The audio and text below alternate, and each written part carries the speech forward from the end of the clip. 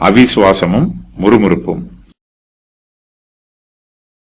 நம்முடைய தேவனாகிய கர்த்தர் நமக்கு கட்டளையிட்டபடியே நாம் ஓரேபை விட்டு பிரயாணம் பண்ணி எமோரியரின் மலைநாட்டிற்கு நேராக நீங்கள் கண்ட அந்த பயங்கரமான பெரிய வனாந்தர வழி முழுவதும் நடந்து வந்து காதேஸ் பர்னேயாவிலே சேர்ந்தோம்.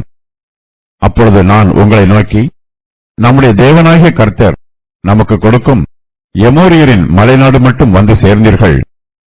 இதோ உன் தேவனாகிய கர்த்தர் அந்த தேசத்தை உனக்கு முன்பாக வைத்திருக்கிறார். உன் பிதாக்களுடைய தேவனாகிய கர்த்தர் உனக்கு சொன்னபடியே நீ போய் அதை சுதந்திரித்துக் கொள், பயப்படாமலும் கலங்காமலும் இரு என்றேன்.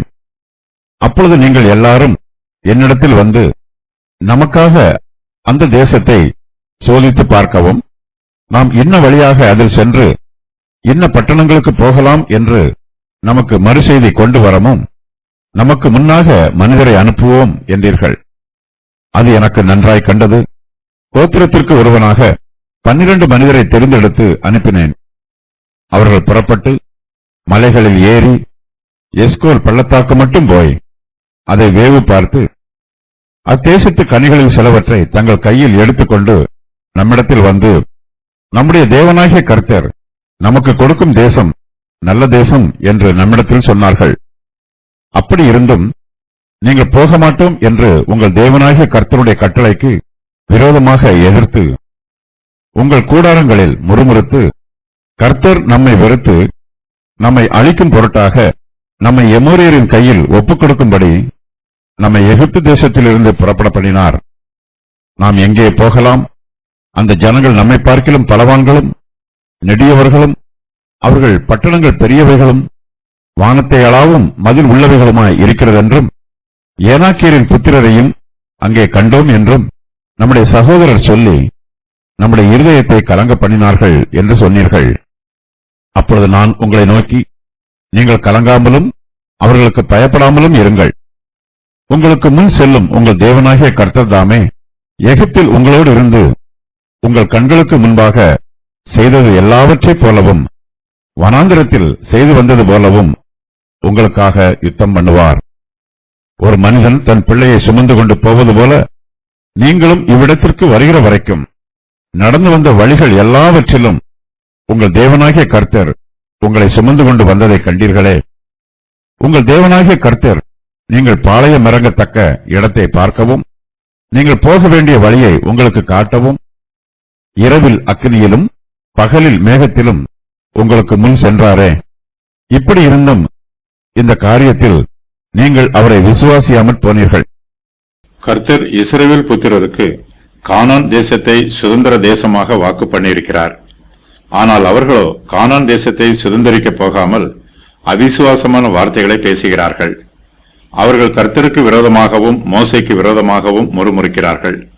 இந்த சம்பவம் எண்ணாகமம் 13, 14 ஆகிய அதிகாரங்களில் சொல்லப்பட்டிருக்கிறது. இவ்விரண்டு அதிகாரங்களிலும் சொல்லப்படாத புதிய சம்பவங்களும் புதிய சூழ்நிலைகளும் இந்த வசன பகுதியில் சொல்லப்பட்டிருக்கிறது. இஸ்ரவேல் புத்திரர் கானான் தேசத்தை சுதந்திரிக்கப் போகாமல் அவிசுவாசமான வார்த்தைகளை பேசி கர்த்தருக்கு விரோதமாகவும் மோசேக்கு விரோதமாகவும் முறுமுறுத்த சம்பவம் எண்ணாகமம் 13, 14 ஆகிய அதிகாரங்களில் சொல்லப்பட்டிருக்கிறது. அதன் விவரம் வருமாறு: இஸ்ரவேல் புத்திரர் வனாந்திரத்திலே கானான் தேசத்தின் எல்லை வரைக்கும் போய் சேருகிறார்கள். கானான் தேசத்தில் பிரவேசிக்க அவர்கள் ஆயத்தமாய் இருக்கிறார்கள். ஆனாலும் அவர்களுடைய அவிசுவாசத்தின் நிமித்தமாகவும் முறுமுறுப்புகளின் நிமித்தமாகவும் கர்த்தர் அவர்களை தண்டிக்கிறார். அவர்கள் கானான் தேசத்திற்குள் பிரவேசியாமல் வனாந்திரத்திலே திரும்பி வந்து அலைந்து திரிகிறார்கள். இந்த சம்பவம் சங்கீத புஸ்தகத்தில் சொல்லப்பட்டிருக்கிறது. இன்று அவருடைய சத்தத்தை கேட்பீர்களாகில் வனாந்திரத்தில் கோபம் மூட்டின போதும் சோதனை நாளிலும் நடந்தது போல உங்கள் இருதயத்தை கடினப்படுத்தாதேயுங்கள். அங்கே உங்கள் பிதாக்கள் என்னை சோதித்து என்னை பரீட்சை பார்த்து என் கிரியையையும் கண்டார்கள். 40 வருஷமாய் நான் அந்த சந்ததியை அரோசித்து அவர்கள் வழிவு போகிற இருதயமுள்ள ஜனம் என்றும் என்னுடைய வழிகளை அறியாதவர்கள் என்றும் சொல்லி என்னுடைய இளைப்பாறுதலில் அவர்கள் பிரவேசிப்பதில்லை என்று என்னுடைய கோபத்திலே ஆணையிட்டேன். சங்கீதம் 95, 8 முதல் 11 வரை. எபிரேயருக்கு நிருபம் எழுதின ஆசிரியரும் இந்த சம்பவத்தை விசுவாசிகளாகிய நமக்கு எச்சரிப்பாக எழுதியிருக்கிறார். ஆகையால் பரிசுத்த ஆவியானவர் சொல்லுகிறபடியே இன்று அவருடைய சத்தத்தை கேட்பீர்களாகில், வனாந்திரத்தில் கோபம் மூட்டின போதும் சோதனை நாளிலும் நடந்தது போல உங்கள் இருதயங்களை கடினப்படுத்தாதிருங்கள். அங்கே உங்கள் பிதாக்கள் என்னை சோதித்து என்னை பரீட்சை பார்த்து 40 வருஷ காலம் என் கிரியைகளை கண்டார்கள். ஆதலால் நான் அந்த சந்ததியை அரோசித்து அவர்கள் எப்பொழுதும் வழுவி போகிற இருதயமுள்ள ஜனம் என்றும் என்னுடைய வழிகளை அறியாதவர்கள் என்றும் சொல்லி என்னுடைய இளைப்பாறுதலில் அவர்கள் பிரவேசிப்பதில்லை என்று என்னுடைய கோபத்திலே ஆணையிட்டேன் என்றார். எபிரேயர் 3:7-11 வரை. கானான் தேசத்தை சுற்றி பார்க்கும்படி ஒவ்வொரு பிதாக்களின் கோத்திரத்திலும் ஒவ்வொரு பிரபு வீதமாக 12 புருஷர்கள் அனுப்பப்படுகிறார்கள். மோசே அந்த 12 வேவுகாரருக்கும் கட்டளை கொடுக்கிறார். மோசே தங்களுக்கு சொன்ன பிரகாரம் கானான் தேசத்தை சுற்றி பார்த்து திரும்பி வருகிறார்கள். 12 வேவுகாரரும் தாங்கள் கொண்டு வந்த செய்தியை இஸ்ரவேலின் பாளையத்தில் இருக்கிறவர்களுக்கு சொல்லுகிறார்கள். கர்த்தர் மோசேயை நோக்கி, நான் இஸ்ரவேல் புத்திரருக்கு கொடுக்கும் கானான் தேசத்தை சுற்றி பார்ப்பதற்கு நீ மனிதரை அனுப்பு. ஒவ்வொரு பிதாக்களின் கோத்திரத்திலும் ஒவ்வொரு பிரபுவாகிய புருஷனை அனுப்ப வேண்டும் என்று சொல்கிறார். இந்த சம்பவம் இஸ்ரவேல் புத்திரர் பாரான் வனாந்திரத்தில் தங்கியிருந்த போது நிகழ்ந்ததாகும். அந்த மனிதர் யாவரும் இஸ்ரவேல் புத்திரரின் தலைவர்கள். எண்ணாகமம் 13:4-15 வரை உள்ள வசனங்களில் இவர்களுடைய பெயர்கள் கூறப்பட்டிருக்கிறது. இந்த அட்டவணையும் எண்ணாகமம் 1:5-15 வரை உள்ள வசனங்களில் கூறப்பட்டிருக்கும் அட்டவணையும் ஒன்றல்ல. இவர்கள் பிதாக்களின் வம்சத்து தலைவர்கள். இவர்கள் இஸ்ரவேலில் 1000 தலைவர்கள், சேனை தலைவர்கள், இஸ்ரவேலின் தலைவர்கள். கானான் தேசத்தை சுற்றி பார்க்கும்படி 12 வேவுகாரர் அனுப்பப்படுகிறார்கள். இவர்களை அனுப்புமாறு கர்த்தரே மோசேயினிடத்தில் சொன்னது போல இந்த வசன பகுதியில் சொல்லப்பட்டிருக்கிறது. ஆனால் உபாகமம் புஸ்தகத்தில் இந்த சம்பவம் வேறு விதமாக சொல்லப்பட்டிருக்கிறது. ஜனங்கள் மோசேயினிடத்தில் வந்து கானான் தேசத்தை சுற்றி பார்க்கும்படி மனுஷரை அனுப்ப வேண்டும் என்று சொன்னதாக உபாகமம் புஸ்தகத்தில் சொல்லப்பட்டிருக்கிறது. அப்பொழுது நீங்கள் எல்லாரும் என்னிடத்தில் வந்து நமக்காக அந்த தேசத்தை சோதித்து பார்க்கவும், நாம் இன்ன வழியாக அதில் சென்று இன்ன பட்டணங்களுக்கு போகலாம் என்று நமக்கு மறு செய்தி கொண்டு வரவும் நமக்கு முன்னாக மனிதரை அனுப்புவோம் என்றீர்கள். கர்த்தர் இஸ்ரவேல் புத்திரருக்கு கானான் தேசத்தை கொடுப்பதாக வாக்கு பண்ணியிருக்கிறார். கானான் தேசம் பாலும் தேனும் ஓடுகிற நலமான தேசம். ஆனால் இஸ்ரவேல் ஜனங்களோ கர்த்தருடைய வார்த்தையை நம்பவில்லை. அவர்கள் கானான் தேசத்தை சோதித்து பார்க்க விரும்புகிறார்கள். கர்த்தர் சொன்னது மெய்யான வார்த்தைதானா என்பதை அவர்கள் சோதித்தறிய ஆசைப்படுகிறார்கள். கர்த்தர் ஏற்கனவே கானான் தேசத்தை சோதித்து பார்த்து அது பாலும் தேனும் ஓடுகிற செழிப்பான தேசம் என்பதை உறுதி செய்து அதன் பின்பே அந்த தேசத்தை இஸ்ரவேல் புத்திரருக்கு கொடுப்பதாக வாக்கு பண்ணியிருக்கிறார். ஆனால் இஸ்ரவேல் புத்திரரோ கர்த்தர் சோதித்து பார்த்ததையும் நம்பவில்லை. கானான் தேசத்தை பற்றி கர்த்தர் தங்களுக்கு சொன்ன வார்த்தையையும் நம்பவில்லை. அவர்கள் அந்த தேசத்தை சோதித்து பார்க்க தங்களுக்கு முன்னாக வேவுக்காரரை அனுப்புகிறார்கள். கர்த்தருடைய ஜனம் அவருடைய வார்த்தையை நம்ப வேண்டும். கர்த்தருடைய வாக்குத்தத்தங்கள் எல்லாம் ஆம் என்றும் ஆமென் என்றும் இருக்கிறது. கர்த்தர் நமக்கு நன்மையான ஈவுகளை மாத்திரமே கொடுப்பார் என்னும் நிச்சயம் நம்முடைய மனதில் இருக்க வேண்டும். நாம் கர்த்தருடைய கிருபையையும் இரக்கத்தையும் அவருடைய தெய்வீக வழிநடத்துதலையும் நம்பாமல் நம்முடைய சுய புத்தியையும் சுய வல்லமையையும் நம்பினால் நாம் சீக்கிரத்தில் அழிந்து போவோம். நம்முடைய ஆவிக்குரிய ஜீவியத்தில் தேவனுடைய தெய்வீக வெளிப்பாட்டிற்கு முக்கியத்துவம் கொடுக்க வேண்டும். கர்த்தருடைய வெளிப்பாட்டிற்கு முக்கியத்துவம் கொடுக்காமல் நம்முடைய சுய புத்திக்கு முக்கியத்துவம் கொடுத்தால் நமக்கு சமாதானம் கிடைக்காது. நம்முடைய காரியங்கள் எல்லாமே குழப்பமாகிவிடும். விசுவாசிகளாகிய நாம் தரிசித்து நடவாமல் விசுவாசித்து நடக்க வேண்டியவர்கள். கானான் தேசத்தை சோதித்து அறியும்படி தங்களுக்கு முன்னாக ஜனங்களை அனுப்ப வேண்டும் என்று இஸ்ரவேல் புத்திரர் மோசேயிடம் சொல்லுகிறார்கள். மோசேயும் அவர்களுக்கு மறுப்பு சொல்லவில்லை. அவர்களுடைய விருப்பத்தை மோசே கர்த்தரிடத்தில் விசாரிக்கிறார். கர்த்தரும் ஜனங்களுடைய மன விருப்பத்தின்படியே அவர்களை விட்டுவிடுகிறார். இஸ்ரவேல் ஜனங்கள் தேவனுடைய தெய்வீக ஆலோசனையின் பிரகாரம் முன் செல்லாமல் தங்களுடைய சுய ஆலோசனையின் பிரகாரமாக முன் செல்லுகிறார்கள். கர்த்தருடைய ஆலோசனை அவர்களை வழிநடத்தாமல் அவர்களுடைய மாம்சத்தின் விருப்பங்களும் ஆசைகளும் ஆலோசனைகளும் அவர்களை வழிநடத்துகிறது. இஸ்ரவேல் ஜனத்தார் தம்முடைய வார்த்தையை நம்பாமல் கானான் தேசத்தை சோதித்தறிய தங்களுக்கு முன்பாக ஆட்களை அனுப்ப வேண்டும் என்று சொன்னபோது கர்த்தரும் அவர்களுடைய விருப்பத்திற்கு அவர்களை ஒப்புக் கொடுத்து விடுகிறார். நான் இஸ்ரவேல் புத்திரருக்கு கொடுக்கும் கானான் தேசத்தை சுற்றி பார்ப்பதற்கு நீ மனிதரை அனுப்பு என்று கர்த்தர் மோசேயினிடத்தில் சொல்லுகிறார். மோசே கர்த்தருடைய வாக்கின்படியே அவர்களை பாரான் வனாந்திரத்திலிருந்து அனுப்புகிறார். அந்த மனிதர் யாவரும் இஸ்ரவேல் புத்திரரின் தலைவர்கள். இந்த வசன பகுதியில் அவர்களுடைய பெயர்கள் சொல்லப்பட்டிருக்கிறது. அவர்கள் ஒவ்வொருவரும் ஒவ்வொரு பிதாக்களின் கோத்திரத்திற்கு பிரபுவாய் இருக்கிறார்கள். கோத்திரத்திற்கு ஒருவர் வீதமாக இஸ்ரவேலின் 12 கோத்திரத்தாருக்கும் 12 பிரபுக்கள் அனுப்பப்படுகிறார்கள். இவர்கள் ஒவ்வொருவரும் தங்கள் தங்கள் கோத்திரத்திற்கு பிரதிநிதியாய் இருக்கிறார்கள். கானான் தேசத்தை சுற்றி பார்க்கும்படி அனுப்பப்பட்ட கோத்திர பிரபுக்களின் பெயர்கள் வருமாறு: ரூபன் கோத்திரத்தில் சக்கூரின் குமாரன் சம்முவா, சிமியோன் கோத்திரத்தில் ஓரியின் குமாரன் சாப்பாத், யூதா கோத்திரத்தில் எப்புன்னேயின் குமாரன் காலேப்.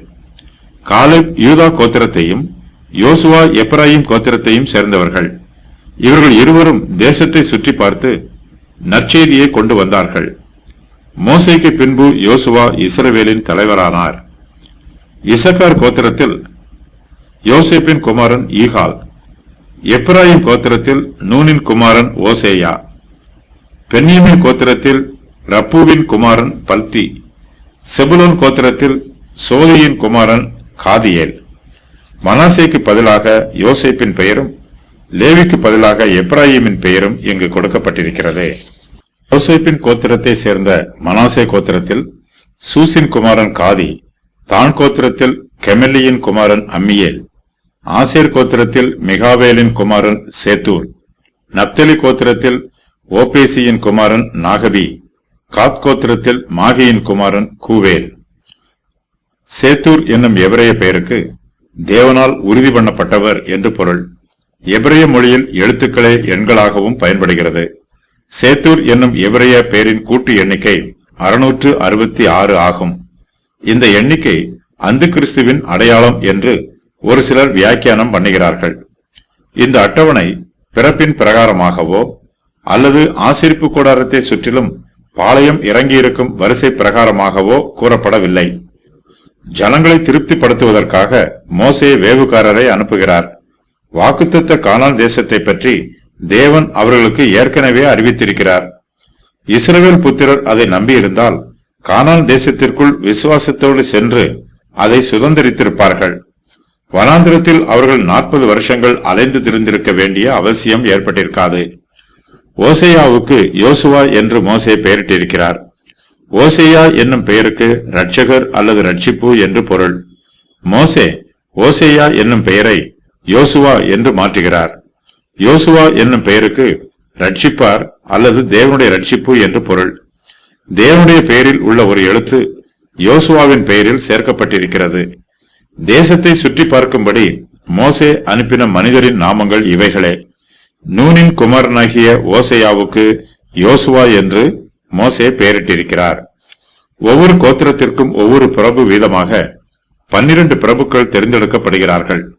இது மிகவும் நல்ல திட்டம். எந்த கோத்திரமும் ஒதுக்கி வைக்கப்படவில்லை. கானான் தேசத்தை சுற்றி பார்ப்பதற்கு எல்லா கோத்திரத்தாருக்கும் வாய்ப்பு கிடைக்கிறது. இந்த திட்டம் நல்லதாக இருந்தாலும் இதன் மூலமாக நல்ல விளைவு ஏற்படவில்லை. கானான் தேசத்தை சுற்றி பார்ப்பதற்காக அனுப்பப்பட்ட கோத்திர பிதாக்களின் குணாதிசயங்களுக்கு முக்கியத்துவம் கொடுக்கப்படவில்லை. ஒவ்வொரு கோத்திரத்திற்கும் ஒவ்வொரு பிரபு அனுப்பப்படுகிறார். ஆனால் அனுப்பப்படுகிற அந்த பிரபுக்கு எப்படிப்பட்ட நற்குணம் இருக்க வேண்டும் என்பதில் யாரும் கவனம் செலுத்தவில்லை. கோத்திர பிதாக்கள் கானான் தேசத்தை சுற்றி பார்த்துவிட்டு தாங்கள் புறப்பட்ட இடத்திற்கு திரும்பி வருகிறார்கள். அவர்கள் இஸ்ரவேலின் பாளையத்தில் உள்ளவர்களுக்கு சொல்லும் செய்திகள் அவருடைய மனம் போலவே இருக்கிறது. தீய சுபாவம் உள்ளவர்கள் தீய செய்திகளை சொல்லுகிறார்கள். நல்ல சுபாவம் உள்ளவர்கள் நல்ல செய்திகளை சொல்லுகிறார்கள். கானான் தேசத்திற்கு அனுப்பப்பட்டவர்களில் 10 பேர் கர்த்தருடைய வார்த்தைக்கும் அவருடைய வல்லமைக்கும் முக்கியத்துவம் கொடுக்கவில்லை.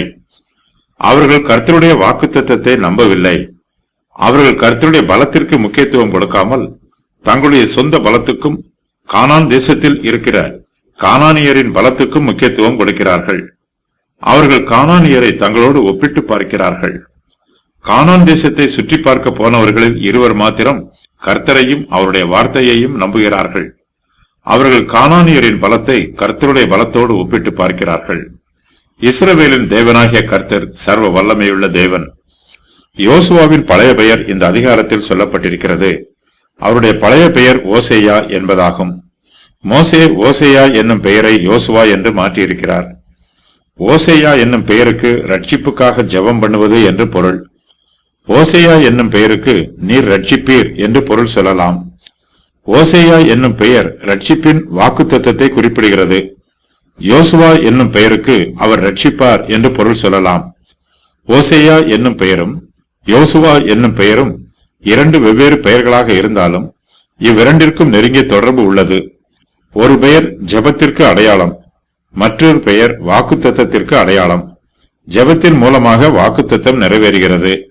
வாக்குத்தத்தம் நிறைவேற வேண்டும் என்பதற்காக நாம் ஜெபம் பண்ணுகிறோம். இயேசு என்னும் பெயரும் யோசுவா என்னும் பெயரும் ஒரே பொருளை உடையது. நம்முடைய கர்த்தராகிய இயேசு கிறிஸ்துவுக்கு இயேசு என்பதே பெயர்.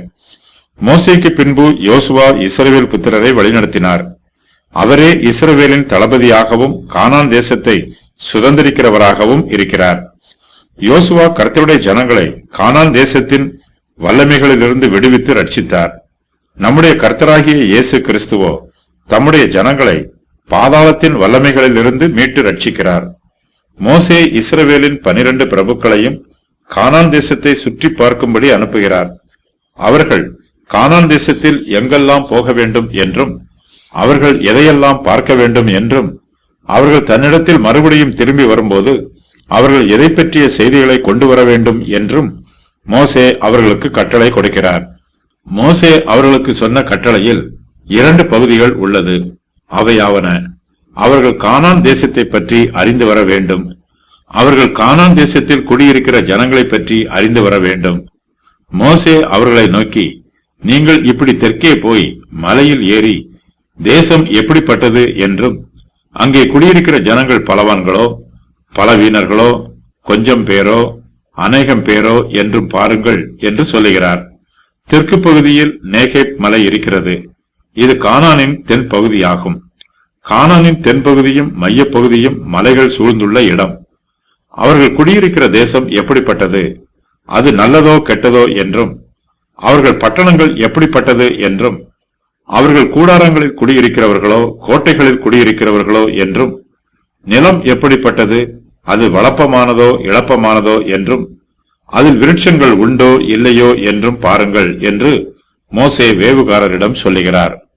வேவுகாரர்கள் பார்த்து வர வேண்டிய காரியங்களை பற்றிய விவரம் வருமாறு: தேசம் எப்படிப்பட்டது என்று, அங்கே குடியிருக்கிற ஜனங்கள் பலவான்களோ பலவீனர்களோ என்று, கொஞ்சம் பேரோ அநேகம் பேரோ என்று, அவர்கள் குடியிருக்கிற தேசம் எப்படிப்பட்டது என்று, அந்த தேசம் நல்லதோ கெட்டதோ என்று, அவர்கள் பட்டணங்கள் எப்படிப்பட்டது என்று, அவர்கள் கூடாரங்களில் குடியிருக்கிறவர்களோ கோட்டைகளில் குடியிருக்கிறவர்களோ என்று, நிலம் எப்படிப்பட்டது, அது வளப்பமானதோ இளப்பமானதோ என்று, அதில் விருட்சங்கள் உண்டோ இல்லையோ என்று. மோசே அவர்களை பார்த்து, நீங்கள் தைரியம் கொண்டிருந்து தேசத்தின் கனிகளிலே சிலவற்றை கொண்டு வாருங்கள் என்றும் சொல்லுகிறார். அக்காலம் திராட்சை செடி முதற்பழம் பழுக்கிற காலமாய் இருக்கிறது. பாலஸ்தீன தேசத்தின் தென் பகுதியில் ஜூலை ஆகஸ்ட் ஆகிய மாதங்கள் திராட்சை பழங்கள் பழுக்கும் காலமாகும். செப்டம்பர் அக்டோபர் ஆகிய மாதங்கள் திராட்சை பழம் அறுக்கும் மாதமாகும்.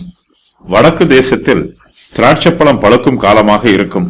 இஸ்ரவேல் புத்திரர் சீனாய் வனாந்திரத்திலிருந்து மே மாதம் 20ஆம் தேதி புறப்படுகிறார்கள். அதன் பின்பு கிப்ரோத் அத்தாவாவில் 1 மாதம் தங்கியிருக்கிறார்கள். அங்கு அவர்களுக்கு காடைகள் கொடுக்கப்படுகிறது. அதன் பின்பு ஆசரோத்தில் 7 நாட்கள் தங்கியிருக்கிறார்கள். இந்த வரலாற்றை கணக்கிட்டு பார்க்கும்போது வேவுக்காரர்கள் ஜூலை மாதத்தின் ஆரம்பத்தில் கானான் தேசத்திற்குள் பிரவேசித்திருக்க வேண்டும் என்பது தெரிய வருகிறது. மோசே 12 வேவுக்காரர்களையும் அனுப்பும்போது தைரியம் கொண்டிருங்கள் என்று சொல்லுகிறார். இந்த வாக்கியத்திற்கு அவர்கள் கர்த்தர் மீது நம்பிக்கை வைக்க வேண்டும் என்றும் மனுஷரை பார்த்து பயப்படக்கூடாது என்றும் பொருள். மோசே அவர்களிடத்தில் பல காரியங்களை பார்த்து வருமாறு சொல்லியிருக்கிறார். அவர்கள் அந்த காரியங்களை எல்லாம் பார்த்து இஸ்ரவேலின் பாளையத்தில் இருக்கிற ஜனங்களுக்கு நல்ல செய்திகளை கொண்டு வர வேண்டும். அவர்களுடைய செய்தி இஸ்ரவேல் புத்திரரை உற்சாகப்படுத்த வேண்டும். இஸ்ரவேல் புத்திரரின் பிரபுக்கள் வாக்குத்தத்த தேசத்தை சுற்றி பார்க்க போகிறார்கள்.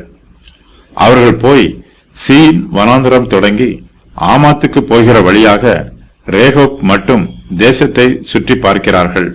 இஸ்ரவேலின் 12 பிரபுக்களும் கானான் தேசத்தை சுற்றி பார்க்கும்போது அவர்கள் வெவ்வேறு பிரிவுகளாக பிரிந்து செல்கிறார்கள்.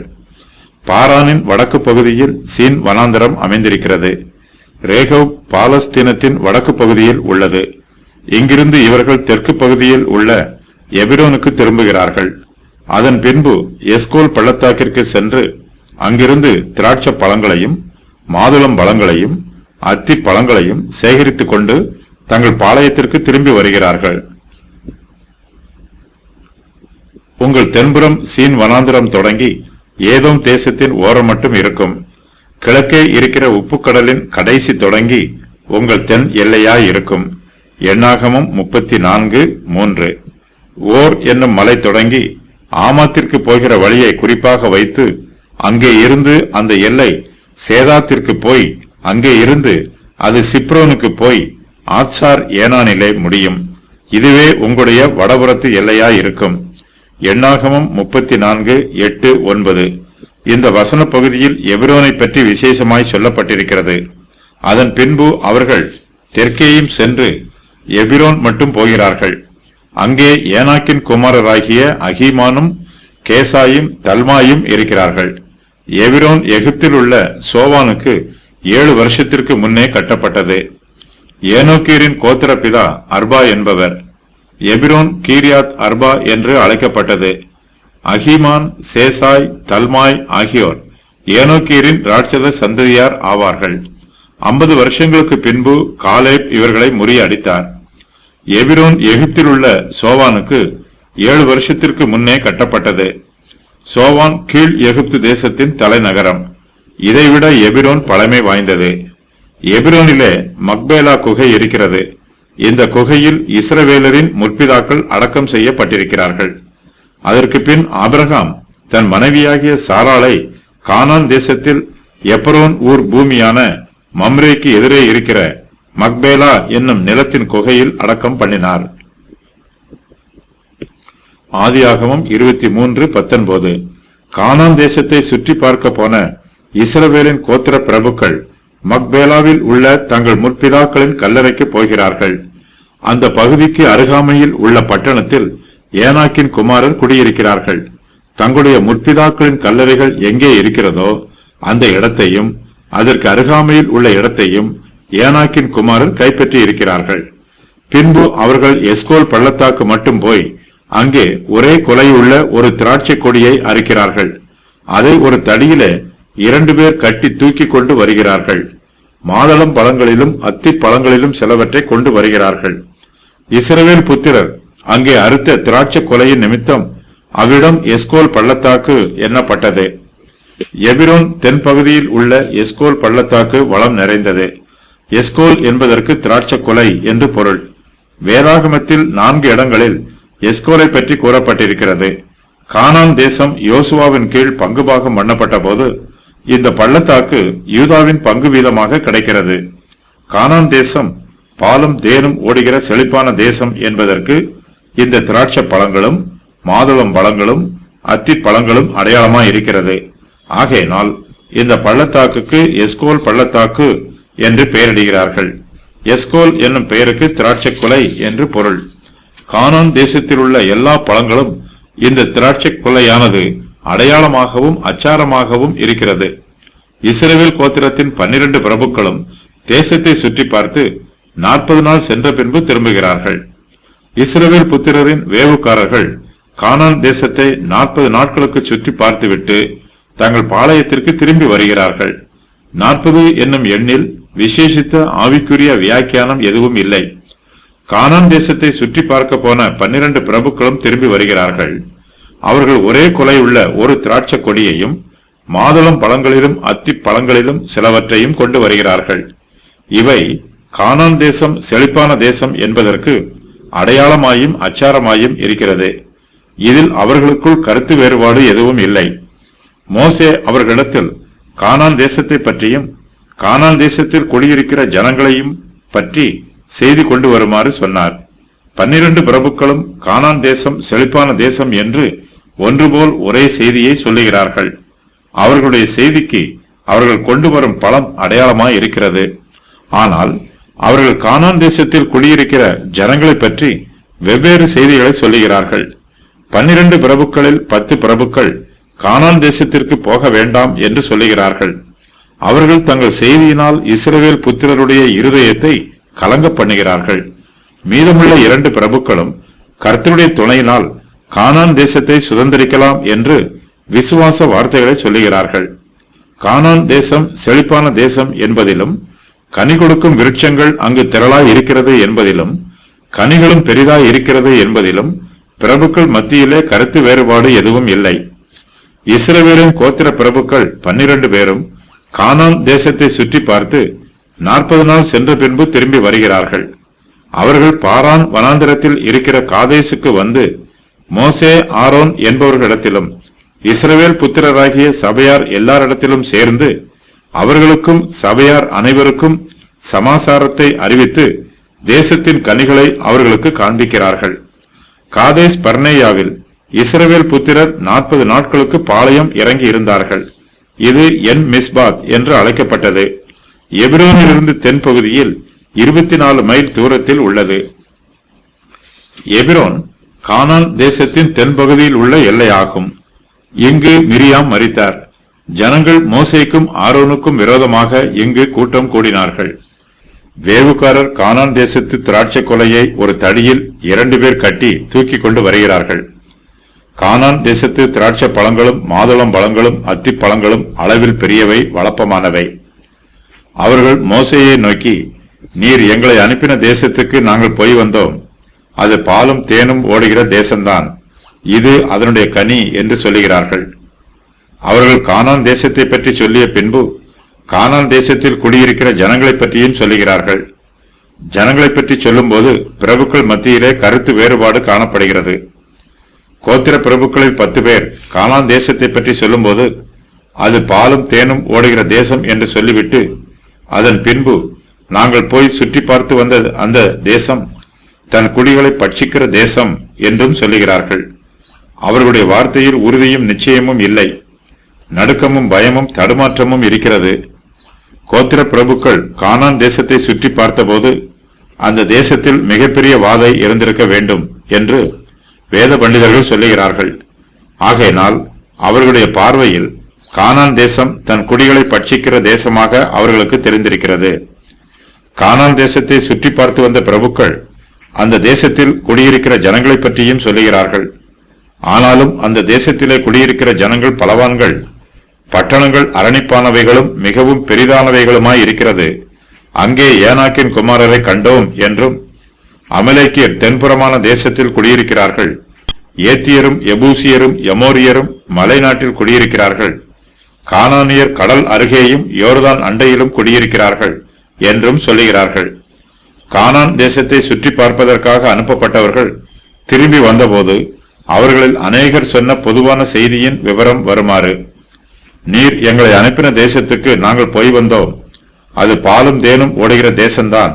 இது அதனுடைய கனி. அந்த தேசத்திலே குடியிருக்கிற ஜனங்கள் பலவான்கள், பட்டணங்கள் அரணிப்பானவைகளும் மிகவும் பெரியவைகளுமாய் இருக்கிறது. அங்கே ராட்சத பிறவியான ஏனாக்கின் குமாரராகிய ராட்சதரை கண்டோம். நாங்கள் எங்கள் பார்வைக்கு வெட்டுக்கிளிகளைப் போல இருந்தோம். நாம் போய் அந்த ஜனங்களோட எதிர்க்க நம்மாலே கூடாது. அவர்கள் நம்மை பார்க்கிலும் பலவான்கள். கானான் தேசத்தை சுற்றி பார்த்துவிட்டு திரும்பி வந்திருக்கிற 12 பிரபுக்கள் மத்தியில் கருத்து வேறுபாடு காணப்படுகிறது.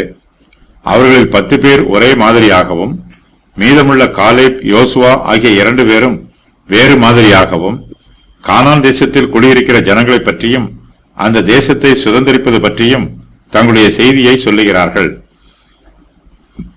வேவுகாரர் கண்டதை பற்றி எண்ணாகமம் 13, 28, 32, 33 ஆகிய வசனங்களில் கூறுகிறார்கள். இறுதியில் தங்களுடைய அவிசுவாசத்தை வெளிப்படுத்துவதற்கு ஆனாலும் என்று கூறிவிடுகிறார்கள். விசுவாசித்து நடக்காமல் தரிசித்து நடந்தால் இப்படிப்பட்ட பிரச்சனைகள் வரத்தான் செய்யும். காலேபும் யோசுவாவும் விசுவாசத்தில் நடந்தார்கள். கர்த்தரிடத்தில் விசுவாசம் வைக்கிறவர்கள் நம்பிக்கையோடு இருப்பார்கள், பயப்பட மாட்டார்கள். தேசத்தை சுற்றி பார்த்துவிட்டு வந்த பிரபுக்களில் 10 பேர் கானான் தேசத்தில் குடியிருக்கிற ஜனங்களை பார்த்து பயப்படுகிறார்கள்.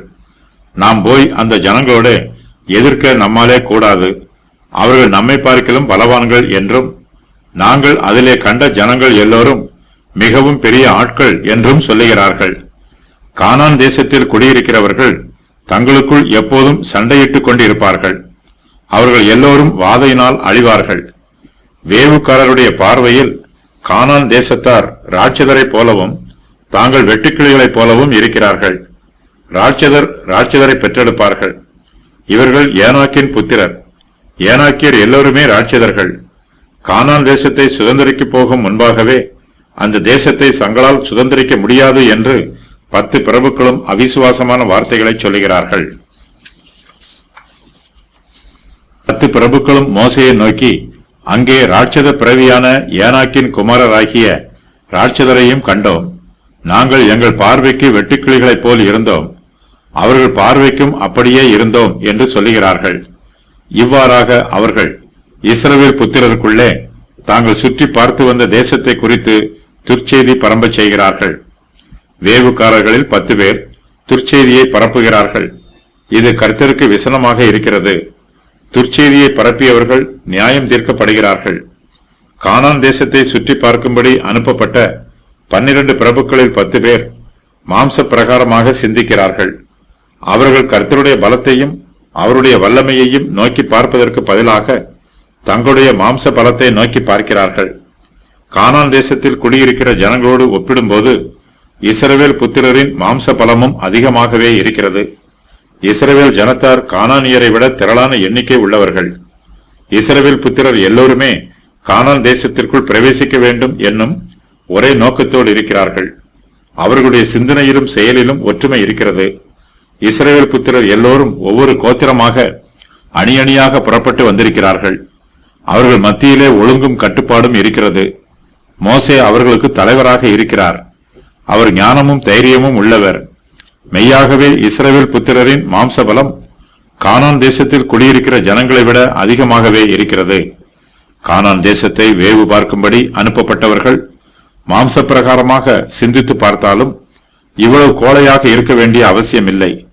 நாம் போய் அந்த ஜனங்களோடு எதிர்க்க நம்மாலே கூடாது என்றோ, அவர்கள் நம்மை பார்க்கிலும் பலவான்கள் என்றோ கோழைத்தனமாக பேச வேண்டிய அவசியம் இல்லை. வேவுக்காரரின் 10 பேர் மனம் தளர்ந்து போயிருக்கிறார்கள். வேவுகாரர் சொன்ன பிரகாரம் கானானியர் இஸ்ரவேல் புத்திரரை விட பலவான்களாக இருந்தாலும் அவர்களால் கர்த்தரை விட பெரிய பலவான்களாய் இருக்க முடியாது. கர்த்தருடைய பிரசன்னத்திற்கு அடையாளம் இஸ்ரவேல் புத்திரருக்கு மத்தியிலே இருக்கிறது. கர்த்தர் இஸ்ரவேல் புத்திரரோடு கூட இருக்கும்போது அவர்களுக்கு விரோதமாக யாராலும் எதிர்த்து நிற்க முடியாது. கானானியரின் பட்டணங்கள் அரணிப்பானவைகளாகவும் மிகவும் பெரியவைகளாகவும் இருக்கிறது என்று வேவுகாரர் சொல்லுகிறார்கள். ஆனாலும் இந்த பிரபஞ்சத்தில் உள்ள எந்த ஜனத்தாலும் பரலோகத்திற்கு விரோதமாக அரண்களை கட்ட முடியாது. இஸ்ரவேலின் தேவனாகிய கர்த்தர் பரலோகத்தின் தேவனாகவும் இருக்கிறார். இஸ்ரவேல் புத்திரர் கர்த்தருடைய புயத்தின் வல்லமையை பல சந்தர்ப்பங்களில் அனுபவித்திருக்கிறார்கள். கர்த்தருடைய புயம் குறுகி போகாத நீண்ட புயம். அவருடைய புயம் சத்துருக்களுக்கு விரோதமாக நீட்டப்பட்டிருக்கிற புயம். கர்த்தர் தம்முடைய பலத்த புயத்தினால் இஸ்ரவேல் புத்திரரை பாதுகாக்கிறார். இஸ்ரவேல் புத்திரர் 430 வருஷங்களாக எகிப்து தேசத்திலே அடிமைகளாய் இருந்தார்கள். கர்த்தர் தம்முடைய பலத்த புயத்தினால் இஸ்ரவேல் புத்திரரை எகிப்தின் அடிமைத்தனத்திலிருந்து மீட்டுக் கொண்டார். கானானியரைப் போலவே எகிப்தியரும் பலமுள்ளவர்கள். கர்த்தர் எகிப்தியரை அதம் பண்ணியது போல கானானியரையும் அதம் பண்ணுவார். ஆனால் வேவு பார்க்க போன கோத்திர பிதாக்களுக்கோ கர்த்தர் மீது போதுமான அளவு நம்பிக்கை இல்லை. கர்த்தர் தம்முடைய பட்டயத்தை பயன்படுத்தாமலேயே எகிப்தியரின் குதிரை வீரர்களையும் ரதங்களையும் செங்கடலிலே மூழ்கச் செய்தார். எகிப்தியர்கள் மொத்தமாய் அழிந்து போனார்கள். அமலேக்கியர்கள் சிதறி போனார்கள். கர்த்தர் இஸ்ரவேல் புத்திரருக்காக யுத்தம் பண்ணுகிறார். இஸ்ரவேல் ஜனத்தார் கர்த்தருடைய வார்த்தையை நம்பி கானான் தேசத்திற்குள் பிரவேசிக்கும் போது கர்த்தர் தம்முடைய ஜனத்திற்காக கானானியர் மீது யுத்தம் பண்ணுவார். கானானியரால் கர்த்தருக்கு விரோதமாக யுத்தம் பண்ண முடியாது.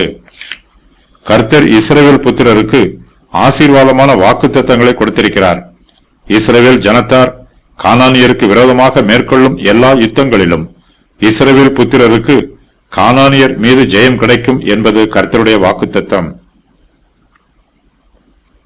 ஆபிரகாமின் சந்ததியார் கானான் தேசத்தை சுதந்திரித்துக் கொள்வார்கள் என்று கர்த்தர் ஏற்கனவே வாக்கு பண்ணியிருக்கிறார். கர்த்தருடைய வாக்குத்தத்தம் நிச்சயம் நிறைவேறும்.